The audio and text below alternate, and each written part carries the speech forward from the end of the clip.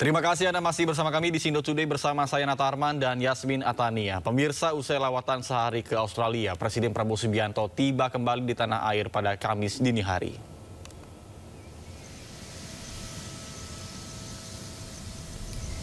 Pemirsa, kedatangan Prabowo kembali ke tanah air disambut Wakil Ketua DPR Sufmi Dasko Ahmad, Mensesnek Prasetyo Hadi, dan juga Kepala Badan Komunikasi Pemerintah Angga Raka Prabowo. Selama berada di Sydney, Australia, Presiden Prabowo mengikuti sejumlah agenda penting dan juga bertemu sejumlah tokoh dalam rangka memperkuat kerjasama antara Indonesia dan Australia.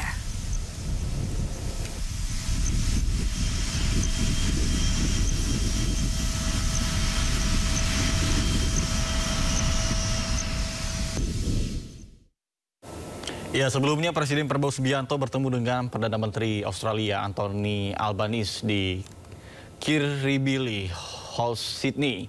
Dan pertemuan empat mata itu membahas jumlah hal termasuk penguatan kerjasama di beberapa sektor.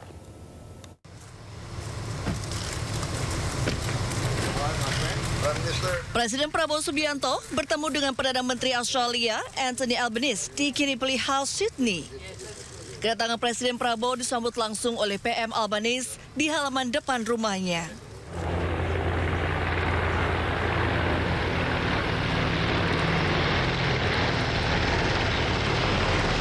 Sebelum pertemuan empat mata dilakukan, Presiden Prabowo diajak berkeliling rumah PM Albanese.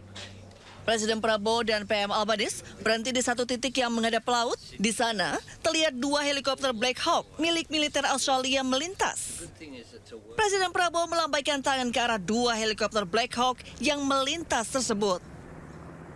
Pertemuan empat mata yang digelar tertutup ini membahas sejumlah hal termasuk kerjasama di sejumlah sektor, diantaranya sektor ekonomi, pembangunan, hubungan antar masyarakat, pertahanan keamanan, dan kemaritiman. Selain memperkuat fondasi kemitraan yang telah terjadi selama lebih dari 2 dekade, kedua pimpinan juga menaruh perhatian pada stabilitas kawasan Indo-Pasifik serta penguatan kapasitas industri strategis di tingkat bilateral. Tim Liputan iNews melaporkan. Sebelumnya Presiden Prabowo Subianto bertemu dengan Perdana Menteri Australia Anthony Albanese di Kirribilli Hall, Sydney. Ya, pertemuan empat mata itu membahas sejumlah hal termasuk penguatan kerjasama di beberapa sektor.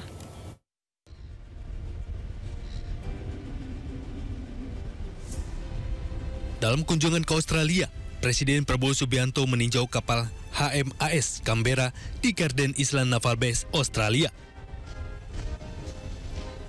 Setibanya di Garden Island Naval Base, Presiden Prabowo Subianto disambut Menteri Pertahanan Australia Anthony Albanese. Suasana penyambutan berlangsung penuh keakraban, mencerminkan hubungan baik kedua negara di bidang pertahanan dan keamanan maritim.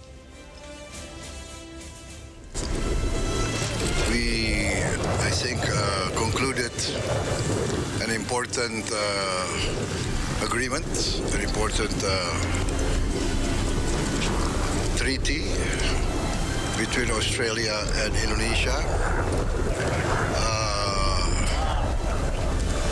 committing ourselves to close cooperation in the defense and security field, receiving me. Selain itu, kunjungan Presiden Prabowo ke HMAS Canberra menjadi simbol eratnya hubungan Indonesia dan Australia sebagai dua negara maritim yang saling menghormati dan berkomitmen menjaga stabilitas serta perdamaian.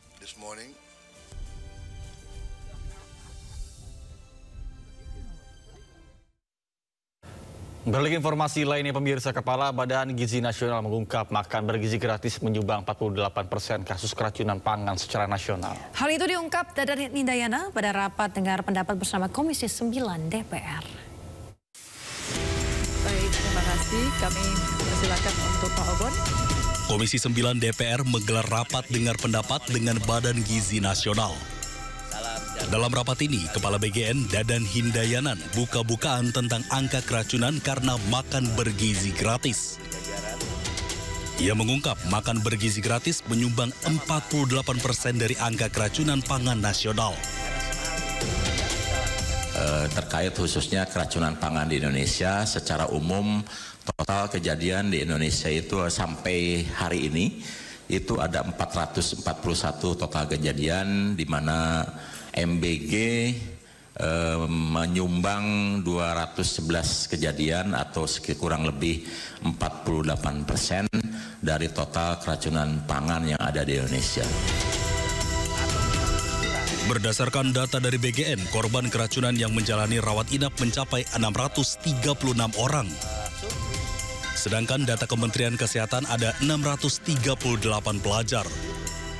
Pihaknya juga akan menyelaraskan data dengan Kementerian Kesehatan terkait data korban keracunan dari makan bergizi gratis. Tim Liputan iNews melaporkan. Pemirsa, dugaan kejanggalan proyek kereta cepat Jakarta-Bandung WUS makin terungkap. Ya, KPK tengah menyelidiki adanya kecurangan dalam pembebasan lahan, yakni penggelembungan harga tanah. Pemirsa, KPK mulai menyelidiki indikasi penggelembungan harga tanah serta praktik jual beli aset negara yang tidak semestinya dalam proyek kereta cepat WUS. PLT Deputi Penindakan dan Eksekusi KPK Asep Guntur Hayu mengatakan materi penyelidikan terkait dengan lahan, yakni dugaan tanah milik negara dijual kembali kepada negara. Menurut Asep, dalam materi penyelidikan ini ada indikasi penggelembungan harga tanah jauh di atas nilai wajar, sehingga negara mengalami kerugian yang signifikan.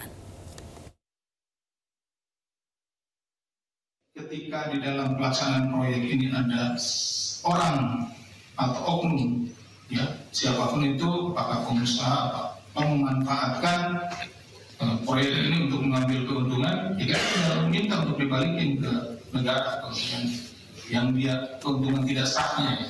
Artinya misalkan pengadaan lahannya, nah orang itu misalkan di pengadaan lahan yang harusnya di harga wajarnya 10, lalu dia jadi 100, kan jadi nggak wajar. Kembalikan, negara akan rugi.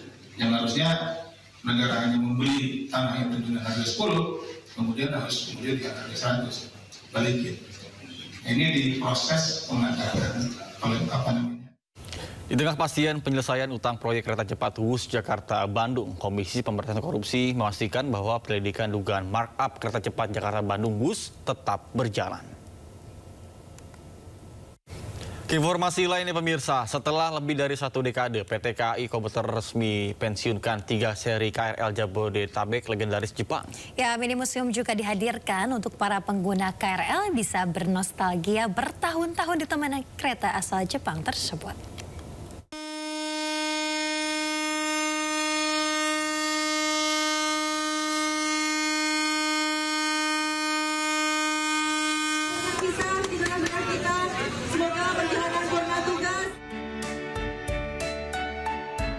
Suasana haru menyelimuti stasiun Jakarta Kota saat 3 seri KRL legendaris asal Jepang menutup perjalanan terakhirnya.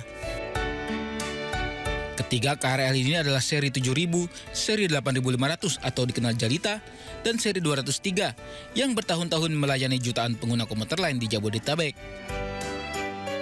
Sarana KRL asal Jepang ini beroperasi di wilayah Jabodetabek sejak 2006 dan 2010.